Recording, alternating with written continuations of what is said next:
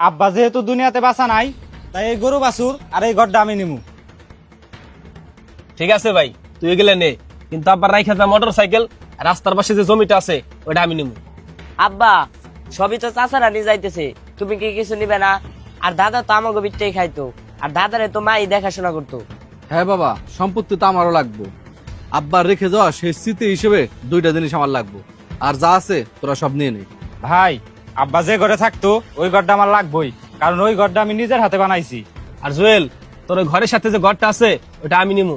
হয়তো একটু পুরনো হয়ে গেছে, সমস্যা নাই, আমি ওটা সারাই নিবো। ভাই, বাকি রইলো ট্রাক্টর আর টলি, এই দুইটা জিনিস আমরা তিন ভাই যার যার প্রয়োজন মতো ব্যবহার করতে পারবো। কিন্তু ভাই, সবই তো আমরা নিয়ে নিলাম, আব্বার রেখে যাওয়া শেষ স্মৃতি দুইটা কি একটু বলেন আমাদের। আমার শুধু তোদের দুই ভাইকে লাগবে, কারণ তোরা দুই ভাই আমার আব্বার রেখে যাওয়া সেই সবচেয়ে বড় স্মৃতি। আজ তোরা ঘর বাড়ি গরু বাছর মোটর সাইকেল যেগুলো ভাগ করতেছস, যদি কোনোদিন আমার কাছে টাকা হয় আমি এগুলো একদিন ঠিকই বাজার থেকে কিনে আনতে পারবো। কিন্তু তোদের মতন দুইটা ভাইকে যদি আমি হারিয়ে ফেলি, বাজার কেন দেশ কেন পুরো পৃথিবী ঘুরেও লক্ষ লক্ষ টাকা দিয়েও আর কিনতে পারবো না। আমার কাছে সবচেয়ে বড় সম্পত্তি আমাদের এই সম্পর্ক। আমি চাই আমরা ভাই ভাই সবসময় মিলেমিশে থাকি, একজন আপদ বিপদে আর একজন পাশে থাকে। তাই আমার কোনো সম্পত্তি দরকার নেই, যা আছে সব তোরাই রেখে দে। শোন ভাই, তোদের একটা কথা বলি, ভাইদের এ দুনিয়াতে মিলেমিশে থাকতে হয়।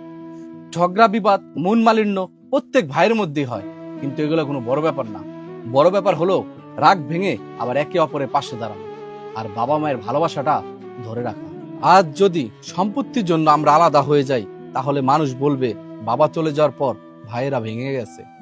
কিন্তু যদি আমরা এক থাকি, তাহলে মানুষ বলবে বাবা নাই, কিন্তু বাবার শিক্ষাটা তার ছেলেরা ধরে রেখেছে। তাই আমার কাছে সবচেয়ে বড় সম্পদ তোরা দুইজনই। তোদেরকে হারিয়ে আমি কোনো সম্পত্তি নিতে পারবো না। আল্লাহ তাআলা যেন আমাদের এই তিন ভাইকে ভালোবাসার বন্ধনে সারা জীবন আবদ্ধ করে রাখে। ভাই, আমাদের ভুল হয়ে গেছে, আমরা এই সম্পত্তির লোভে আসল সম্পদটাই হারিয়ে ফেলছিলাম। ভাই, আজ থেকে কোনো সম্পত্তি ভাগাভাগি হইব না, আমরা যেমন আসলাম ঠিক তেমনি ভাবে থাকবো ইনশাল্লাহ। ভাই, তুমি আমাকে মাফ করে দাও ভাই।